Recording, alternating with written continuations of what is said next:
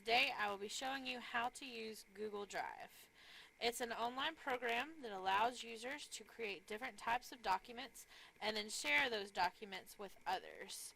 The other users can then edit, comment on, or just view the documents as the creator allows them to. It's very helpful for group projects when students have different schedules or are even in different parts of the world. First of all, you have to have a Google email account called a Gmail account. It's a free email, and you can do that by going to the Google homepage, and then there should be an icon in the upper right hand corner to add account or create an account. I already have one set up. Once you have the Gmail account, you can get to the Google Drive page from either the Google homepage or your email homepage. This symbol right here, the square with 9 smaller squares, it's also called Google Apps, is where you will click to find Google Drive at the bottom. Clicking on that pulls up your Google Drive page. This page already has your already created files if you have any.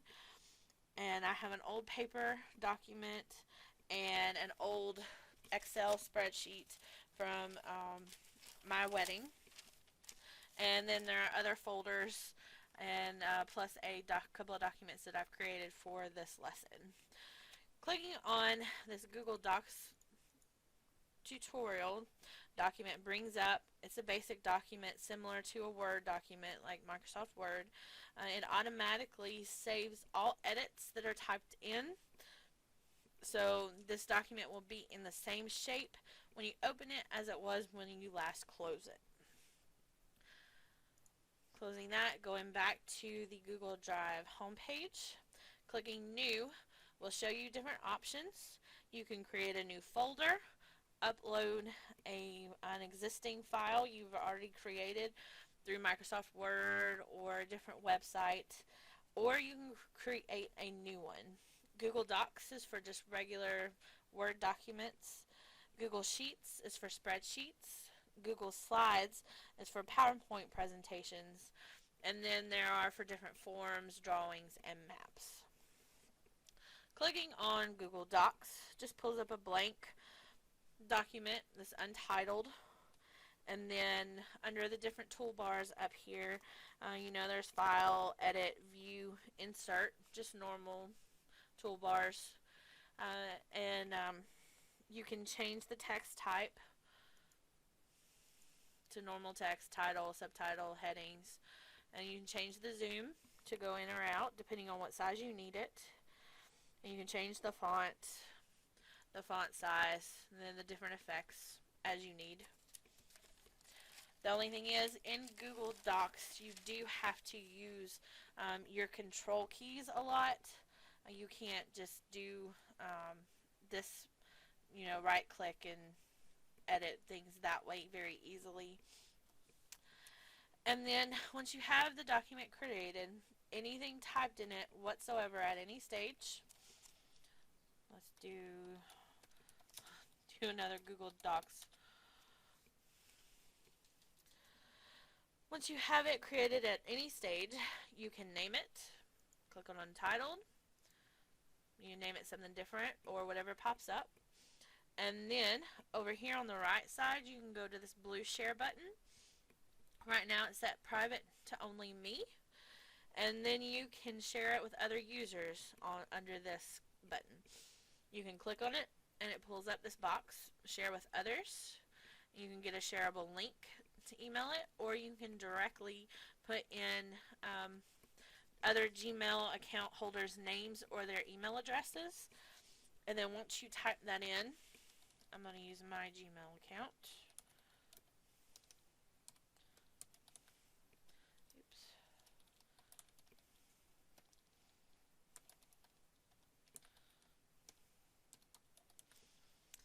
You can set it to where you can set their level of access, whether they can edit the document, just put comments in on different sections of the document, or whether they can just view it. Once they have that access, Google will send them email notifying them that they do have access to the document because it was shared with them. They'll get a link in the email that they can click on, and then it will bring up their Google Drive, and the document will appear in their Google Drive documents.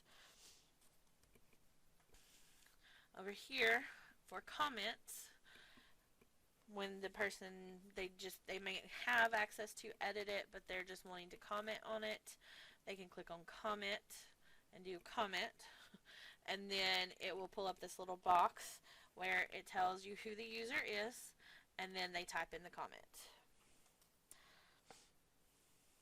And it highlights where in the document the comment will go.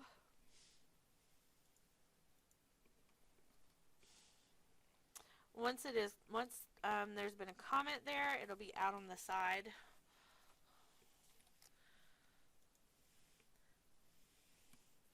And for all users to see who have access to the document, even if they can just view it, they can still view the comments. And then there's this little button to resolve it. That way, if someone is editing, thinks that this section needs to have some more editing done, then you can check that as resolved once you have decided if you're going to take their suggestion or if you are deciding just to ignore it and move on. Clicking it as resolved means that you've taken care of it, and that way you still have the comment available because you can pull it back up. However, you know that it's been taken care of. And then under editing, you can change it to where they will be editing the document directly, because any changes that are typed in are automatically saved. You don't have to push save.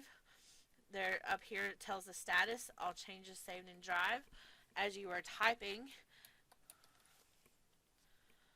if you click over here, as you are typing, it says saving, all changes saved. However, you can click on suggesting, and that way it's just a suggestion, and it puts that to the side and tells you who suggested that edit. And you can click the check mark to accept it or the X to get rid of it. If you go back to the My Drive homepage, there are also spreadsheets that you can create. Under New, Google Sheets. They have, basically it has the same capabilities as Excel. And then also the PowerPoint, Google Slides has the same as the PowerPoint program in Microsoft Word. And that is Google Drive, some of the basic benefits of it and the basic usages. One of the biggest benefits of the program is, as I've said before, you can share these documents with people all over the world, even if they're in the same physical classroom as you, if you have different schedules, or you can still work on projects together with people around the world or in different states. And you can also give your professor access to it as well, and that way they can see comments and see your progress as needed.